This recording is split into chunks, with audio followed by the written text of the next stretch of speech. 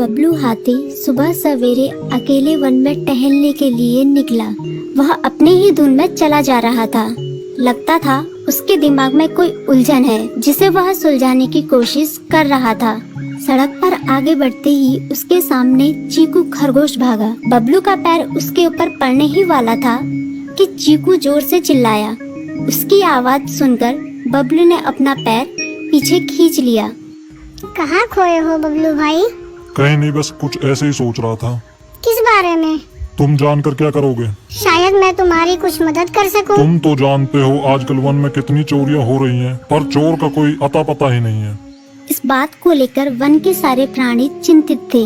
वे वहाँ खुद को सुरक्षित महसूस नहीं कर रहे थे।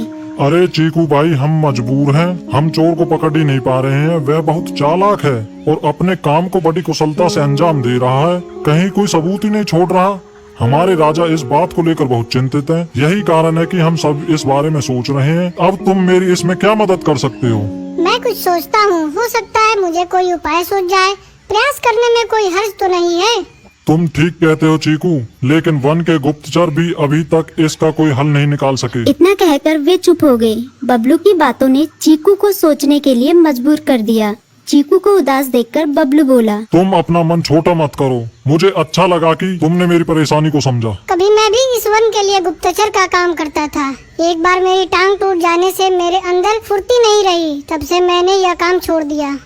चीकू, तुम चाहो तो यह काम दोबारा कर सकते हो। वन के प्राणी ज्यादातर दिन में भोजन की तलाश करते हैं, वे रात को आराम करते हैं। तुम दिन रात दोनों में ही भोजन की तलाश में निकल सकते हो। हो सकता है रात को तुम्हें कुछ ऐसी बातों का पता चल जाए जो हमारे काम की हो। हाँ बबलू, तुम ठीक कहते हो। मैं आज रात को वन में घूमकर इस बात का पता करने की कोशिश करता हूँ। थोड़ी देर बातें करके चीकू अपने बिल की ओर बढ़ गया और बबलू अपने रास्ते चला गया। चीकू के दिमाग में अभी तक बबलू की कई बातें घूम रही थी। उसे समझ नहीं आ रहा था वह बबलू की मदद कैसे करे। दिन भर वह उसी उधेड़-बुन में लगा रहा।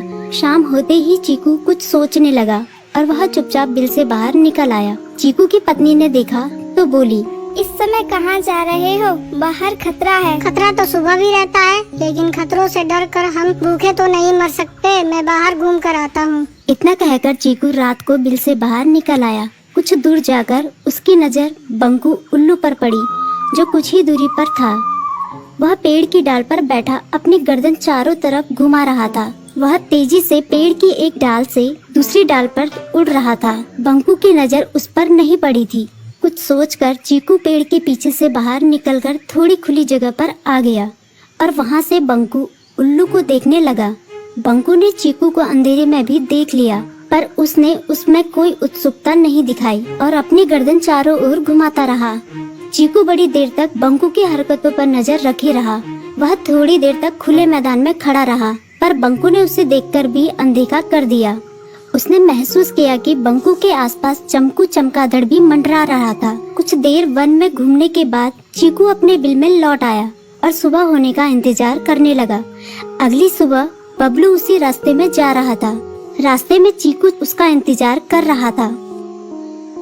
आज बड़ी जल्दी आ गए बबलू। हाँ, आजकल मुझे चिंता की वजह से नींद नहीं आती। कोई नई खबर है क्या? यकीन से तो मैं नहीं कह सकता, पर मैं तुम्हें ऐसे प्राणी का नाम बता सकता हूँ जो शायद चोरों की मदद कर रहा है। कौन है वो? बंकू उल्लू। इतना कहकर चीकू ने रात की घटना उसे ज्यों की त्यों सुना दी। इसे सुनकर बबलू का माथा ठनका। बबलू की आंखें चौंधिया गई। तुम ठीक कह रहे हो। मुझे आज रात बंकू और चमकू पर नजर रखनी होगी। इतना कहकर वे दोनों अपने अपने रास्ते चले गए। बबलू रात को अपने साथियों के साथ बंकू पर नजर गड़ाए रहा। उसकी संदिग्ध गतिविधियों को देखकर बबलू ने उसे उसके साथियों चंकी और संकी लोमड़ के साथ पकड़ लिया। बबलू ने सख्ती से पूछताछ करनी शुरू कर दी। तुम इस समय बंकू चमकू के साथ क्या कर रहे हो? हम चारों दोस्त हैं, इसलिए साथ बैठकर बातें कर रहे हैं। चमगादड़ और उल्लू की दोस्ती तो समझ में आती है, पर लोमड़ के साथ दोस्ती कैसे हो सकती है? सख्ती से पूछने पर दोनों ने अपना जुर्म कबूल कर लिया और सभी चोरियों के बारे में बताया जो उन्होंने कुछ दिन पहले वन में की थी। बबलू ने उनके चोरी का सारा सामान भी बरामद कर लिया। बंकू और चमकू को अभी तक समझ में नहीं आ रहा था कि वो इतनी आसानी से कैसे पकड़ में आ गई।